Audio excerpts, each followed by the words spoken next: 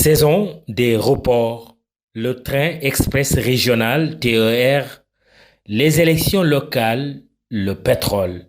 Saison des hausses, le prix de l'électricité en plus de l'alerte du président Macky Sall nous demandant de nous préparer à entrer dans l'ère du dur en 2020.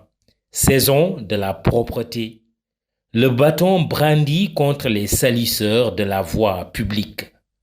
L'insalubrité et l'incivilité ne peuvent et ne doivent plus continuer à avoir droit de cité chez nous. L'hygiène et la discipline, nous l'avions déjà écrit, sont les plus grands défis actuels. Défis et donc chantier prioritaire. Le Sénégal a-t-il d'ailleurs le choix? La réponse est simple.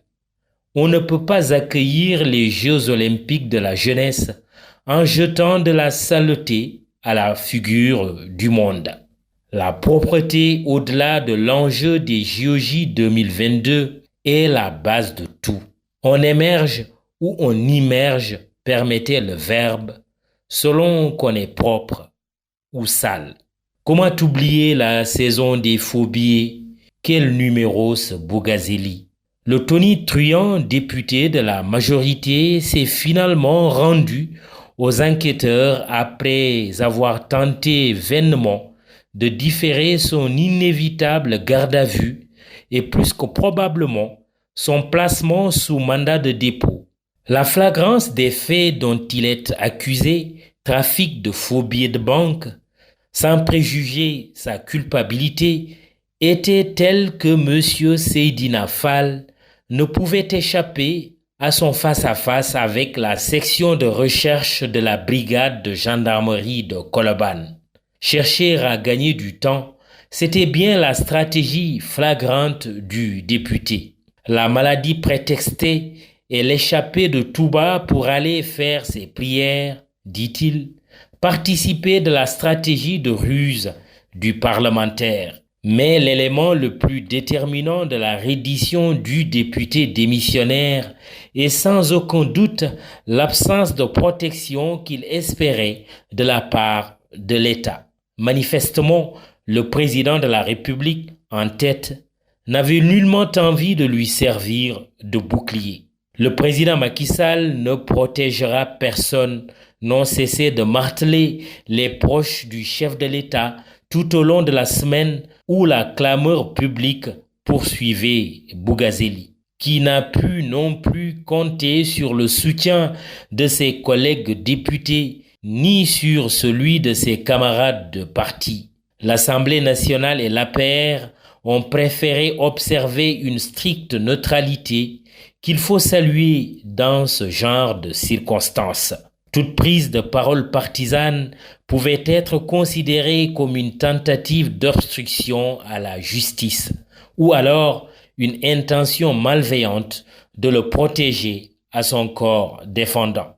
De toute façon, le pouvoir aurait été mal inspiré de politiser l'affaire au risque d'être accusé de promouvoir l'impunité et, plus grave, l'inégalité des citoyens devant la loi. Déjà que les accusations de justice sélective fusent de toutes parts. Inversement, œuvrer à faire éclater la vérité sur l'affaire Bougazeli, malgré ou à cause de son appartenance au parti présidentiel, serait un bon point, politiquement parlant, pour les tenants du pouvoir, comme c'est déjà le cas avec les auditions en cours devant le doyen des juges sur l'affaire Petrotim.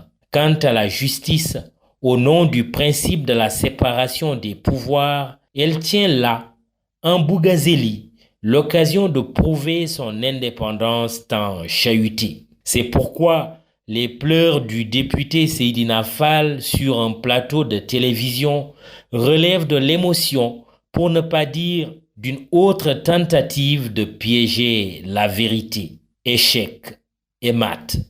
D'ailleurs, la presse francophone réunie à Yaoundé disserte sur les facteurs émotifs qui pullulent dans les activités des médias au point de les détourner de leur vocation d'informer justement. Quoique humainement compréhensible, les larmes de l'honorable au blason terni ne doivent pas cacher la forêt de gravité des faits incriminés. On parle de plusieurs dizaines de millions de faux billets, un grand tort à l'économie et à la société qui ne peut rester impuni.